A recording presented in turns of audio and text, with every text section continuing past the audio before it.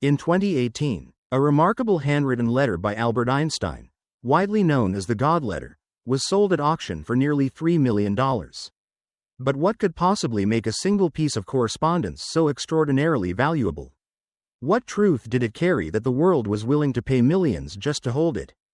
This letter, composed in 1954, was addressed to German philosopher Erich Gutkind, who at the time was working at Princeton University.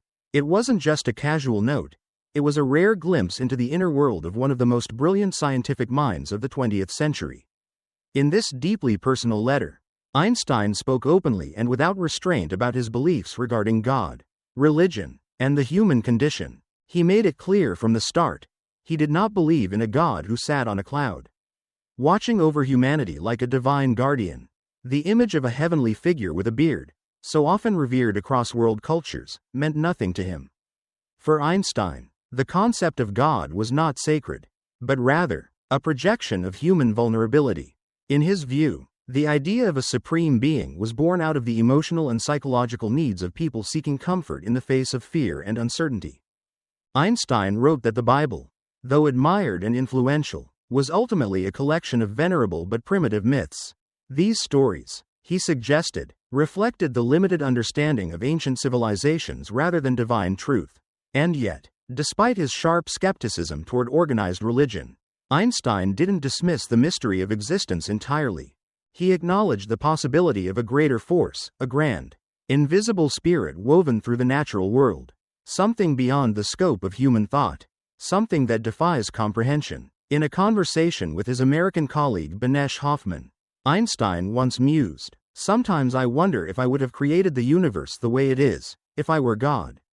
That one statement revealed a mix of humility and awe, as though he stood before the universe as both its observer and its eternal student. Einstein rejected the traditional image of a divine entity interfering in human affairs or punishing those it had created. He believed that such notions were outdated relics of human fear and imagination.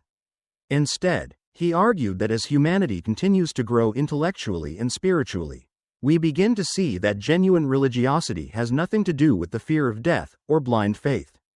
True spiritual insight, in his eyes, came from the relentless pursuit of understanding, not belief for belief's sake, but curiosity driven by reason. We all dance to the music of an invisible musician. Einstein famously said, "It's a hauntingly beautiful metaphor. Imagine every human, plant, star, and particle moving not of their own will, but to the rhythm of a cosmic song that no one can hear." He believed that life, whether it's the fluttering of a leaf or the orbit of a distant planet, is orchestrated by forces we don't see and can't control. And this, he felt, was a far more honest way to understand existence than clinging to myths of divine judgment. Despite his views, Einstein did not label himself as an aggressive atheist, nor did he identify as a devout religious believer. His philosophical position aligned more closely with that of Immanuel Kant. Einstein believed that human reason was too limited, too fragile, to ever truly comprehend the universe. He likened our understanding to that of a small child trying to grasp how a car works. Yes, we may know that the car moves and that it follows rules.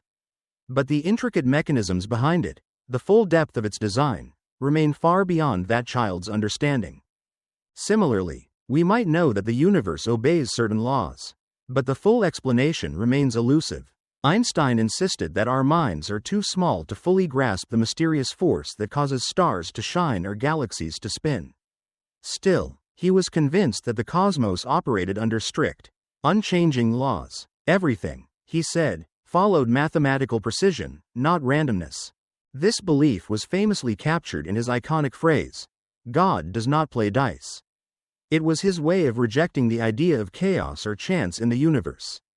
For Einstein, everything was calculated, logical, and orderly, and because of that, he believed that human beings could not be held morally accountable by a divine judge for actions shaped by forces beyond their control. In 1932, while addressing the Spinoza Society, Einstein expanded on this idea. He explained that people's thoughts, feelings, and actions were not truly free. Just like planets revolve around stars and seeds sprout into trees, our behavior too is shaped and directed by invisible laws of nature. Einstein believed deeply in the principle of causality, the idea that everything that happens in the universe has a cause. Just like the orderly movement of the stars. To him, nothing occurred by pure accident. Even what we call coincidence was, in his view, part of a hidden pattern. He suggested that if God exists, he reveals himself not through miracles or divine interventions, but through these coincidences, quiet, unannounced, and anonymous. However, not all great thinkers agreed with him. For instance, Stephen Hawking once argued that God is randomness, a force of unpredictability at the core of existence. But Einstein pushed back against this notion. He believed that the laws of nature, so precise, so elegant, point to an intelligence far greater than our own.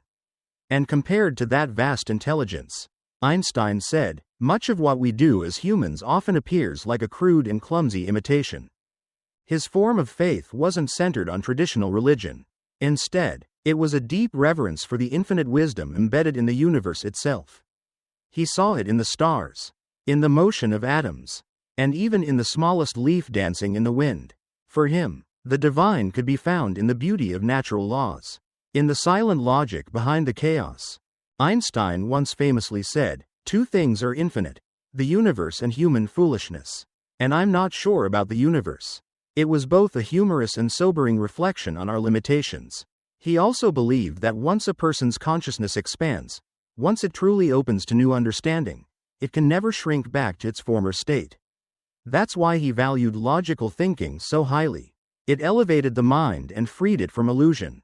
When people asked him why, if God exists, there is so much suffering and catastrophe in the world, Einstein responded with clarity. He believed humanity was given freedom of choice, a moral compass within us that helps us distinguish between right and wrong. In his view, it was unjust to blame higher powers for human errors. God, he said, gave us the freedom to choose, but also gave us the wisdom to understand good and evil. What we do with that freedom is up to us, and we must live with the consequences of our choices. Einstein was clear. Morality isn't important because of divine judgment. It matters because of its effect on people and society. He believed that moral teachings, like those of Jesus, Buddha, and Moses, had left a greater mark on humanity than even the most groundbreaking scientific discoveries. Their influence shaped not just minds, but hearts. In 1929, a rabbi from New York, curious about Einstein's Jewish background, sent him a telegram asking about his personal beliefs regarding God. Einstein responded honestly. He said he did not believe in a God who sits above, controlling the destinies of individuals. Instead, he believed in a God who reveals himself through the harmonious laws of the universe, the rhythm and order of all things. Throughout his life, Einstein remained open to the idea of miracles, not in the traditional sense, but in the awe-inspiring complexity and mystery of the world itself. He understood that reality is far more intricate than even the most brilliant minds can comprehend. So now we turn the question to you. What do you think about Einstein's views on God, religion, and the nature of existence? Do you find his words thought-provoking? Do they challenge or support your own beliefs? Let us know your thoughts in the comments. And if this content resonated with you, don't forget to like the video, subscribe to the channel, and share it with others who might be just as fascinated by the mind of Albert Einstein. Thank you for watching, and thank you for being part of this thoughtful conversation.